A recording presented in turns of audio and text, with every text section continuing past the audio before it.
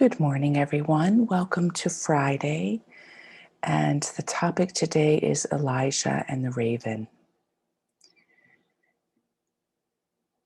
I know that you're familiar enough with Elijah to have a sense of the impact of his story, his prophetic story, the sense of who he is considered to be by the Hebraic culture, and a sense of what he represents within the Judeo-Christian culture as well. His life is interesting and mysterious. It seems that the only anchor that Elijah has in his life is evidenced by his very name, Yahweh is my God. Elijah is a person that we see that is so prophetic. His life is so caught up in prophecy, in miracles, in divine directives, that we only have him moving from one instance of what God tells him to do to the next instance of what God tells him to do, to the next instance of what God tells him to do. And it's a dramatic story. But it's dramatic because of its simplicity. So the raven, which we could get into a whole reflection on that, represents quite a bit. But what I'd like to point to is that, as was normal for Elijah's life, he had gotten into a confrontation with Ahab, with the leader. And he was told to move out of the region. And every time he's told to move out of a region, he ends up being completely alone. He ends up being out in obviously a desert area somewhere, since it's mainly desert out that way. And he's there and he's alone. And he's alone without provision. He travels constantly without provision. But he does so in the guidance of the divine, that everything around him can provide for all his needs.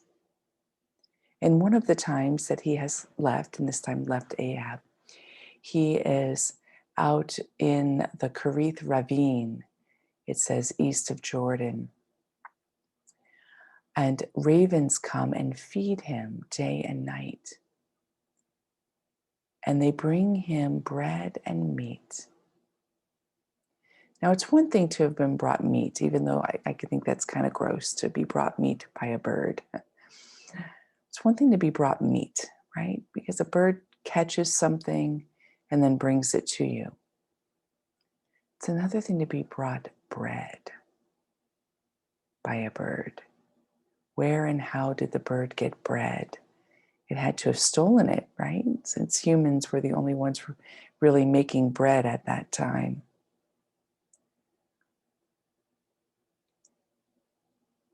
One of the deeper messages of this passage, because Elijah goes forward after that and he ends up feeding a widow and her son. They have very little, and she, out of hospitality, feeds him, and then he ends up producing miracles. He is so surrendered to the divine plan that divinity, it's like divinity can't hold back from showing up in all the other elements. He is so single-focused that his life becomes a divine flow. He is so given to his prophetic call that all that it takes to fulfill that is there in pretty magnificent ways. And look at the intimacy that that evokes. The intimacy.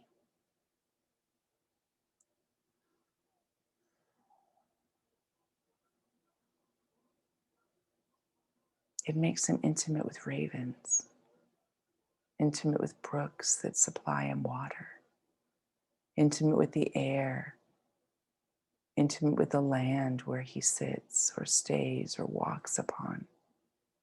It heightens his experience on earth. And I think that's where the message is for us. The more, regardless of what our career path is or what we may find our circumstances are in life, what we're caught up in, where our mind needs to go, what our history is, regardless of all of that,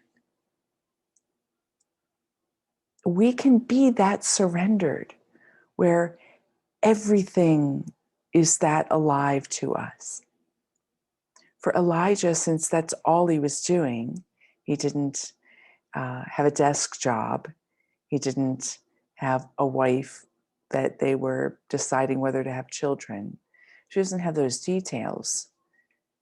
And that's not to say that to be all for God alone, you're going without those things.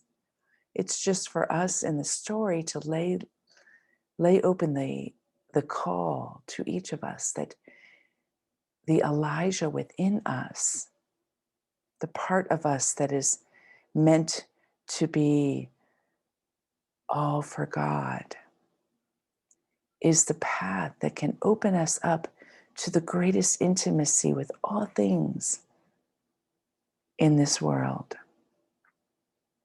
And then we find that we are cared for. Then the doors of intimacy open.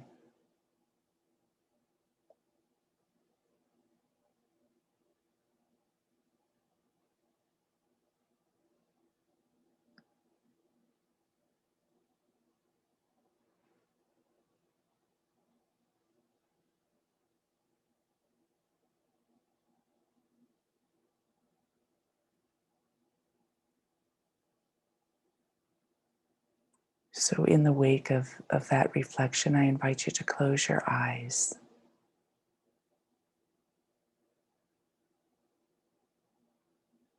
And imagine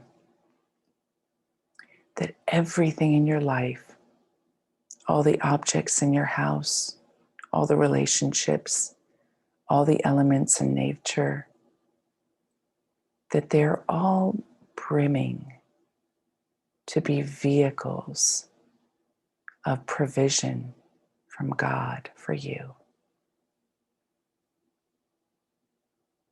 The only limitation is the level of your own surrender. So today, let's surrender.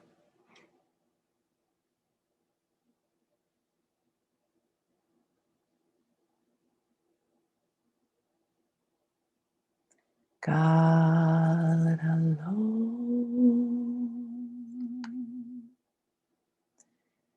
God alone, in your cause, oh my Lord, is my hope. You are my treasure, my portion, delight of my soul. My life, my salvation, my fortress, my God and my all.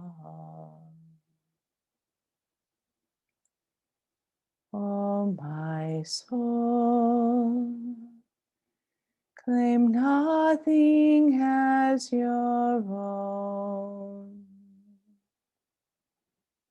for you There is God and God alone.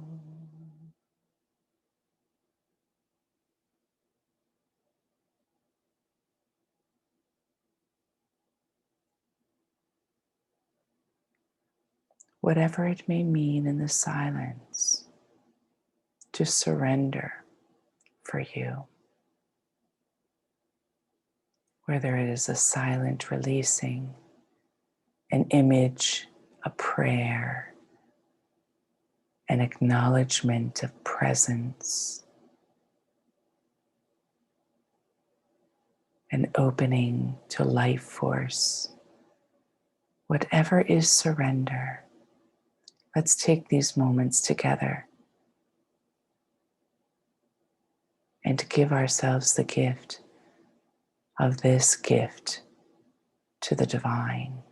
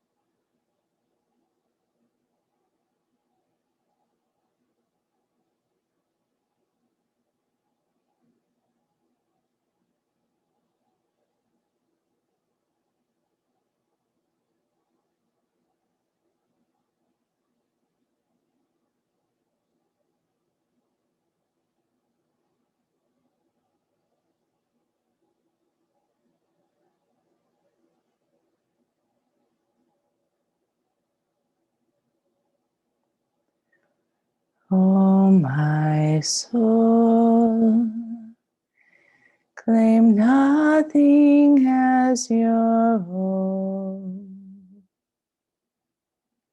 For you, there is God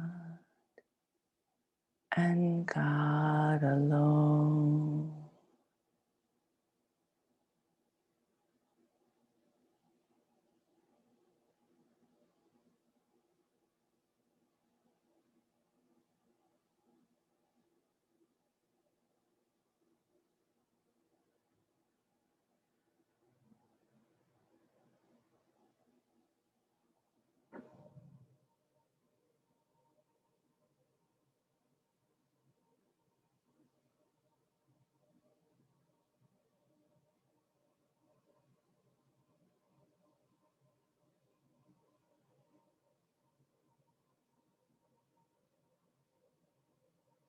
And I invite you to bring your palms together in front of your heart.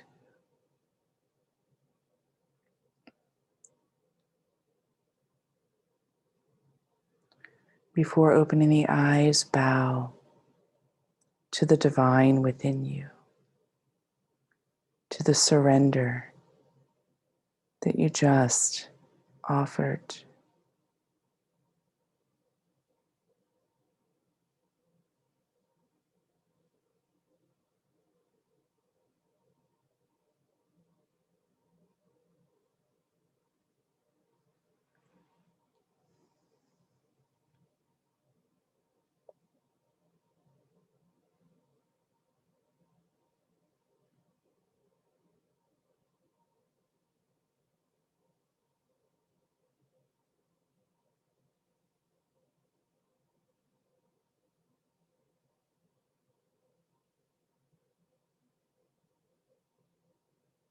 And then open your eyes with namaste. Namaste, my friends. Have a great day.